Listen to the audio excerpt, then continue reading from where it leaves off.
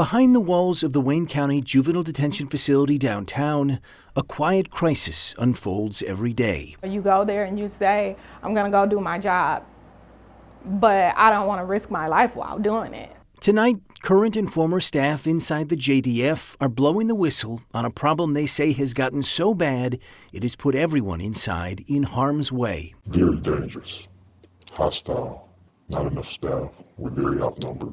Even though the residents here are under 18, many of them are accused of the same violent crimes as the jail inmates housed just across the street. Carjacking, felonious assault, homicide, murder. For more than 2 years, Adria Johnson worked here as a juvenile detention specialist, tasked with keeping residents and staff safe.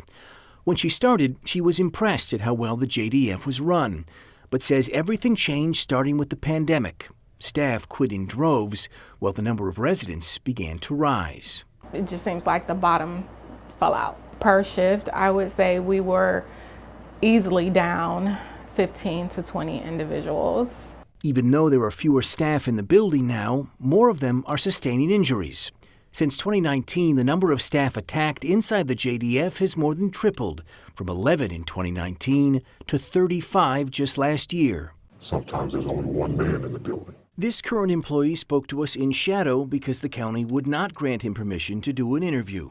He says staff are in such short supply, they are regularly mandated to work 16-hour shifts, 5 days a week. We don't want the kids to know how short-staffed we are. They already know we're short-staffed.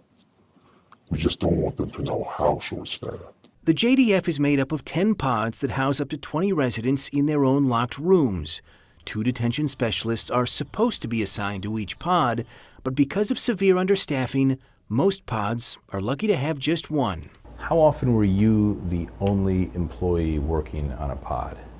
Daily,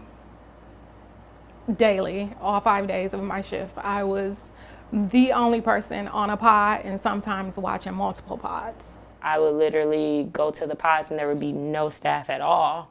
And so I'm like, hey, where's the staff? And the kids are telling me, like, there's no staff over here. Destiny Moore was a juvenile detention specialist until 2020, then returned to the facility as a probation case manager. How often were they popping locks?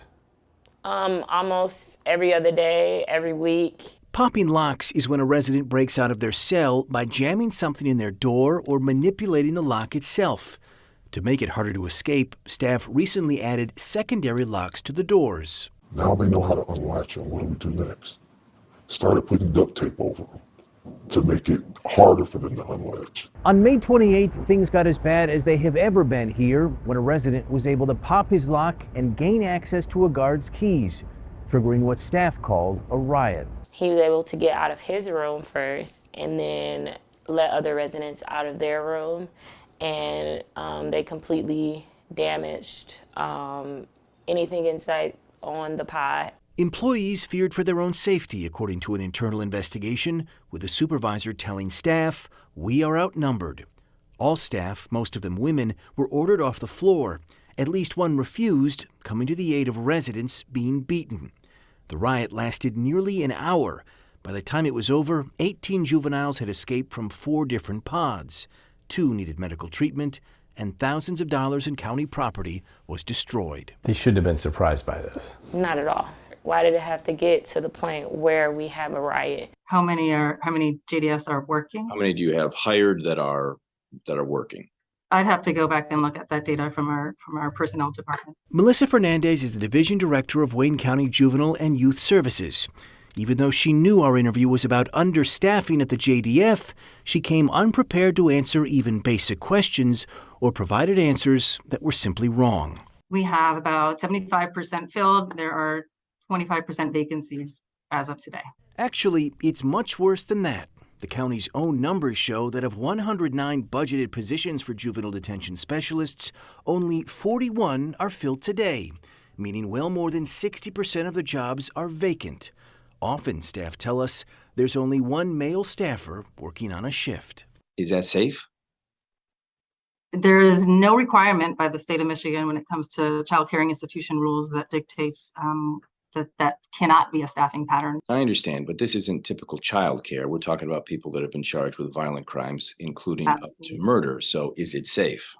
I can't answer that. I can't answer that. Unbelievable. She's basically saying she doesn't have a clue. There's no way she doesn't know that. The entire building knows how bad it is.